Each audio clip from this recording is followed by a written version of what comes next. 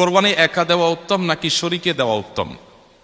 কোরবানি অবশ্যই ভাগে না দিয়ে একাকী দেওয়া উত্তম, এতে কোনো সন্দেহ নাই। আপনি একটা গরুর 7 ভাগের 1 ভাগ নিলেন, এটার চাইতে আপনি একটা ছাগল কোরবানি দিলেন, এই দ্বিতীয় অপশনটা অবশ্যই উত্তম, এতে কোনো সন্দেহ নাই।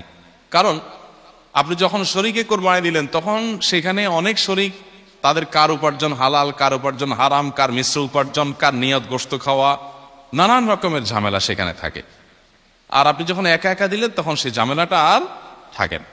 তো এই জন্য একাকী কোরবানি দিলে সেটা অধিকতর উত্তম হয়। আমরা সাধারণত গরু কোরবানি না দিলে আমাদের দিলটা শান্তি হয় না। এই দিলটা শান্তি হয় না কি আল্লাহর জন্য, আল্লাহর রাস্তা বেশি টাকা খরচ করার নিয়তে? সেটাই যদি হয় তাহলে অন্য খাতে দানের ক্ষেত্রে কেন এত আগ্রহ দেখা যায় না? তো এই জন্য আসলে আমাদের নিয়তটাকে পরিশুদ্ধ করা দরকার যে আমরা কেন কোরবানি দিচ্ছি। অতএব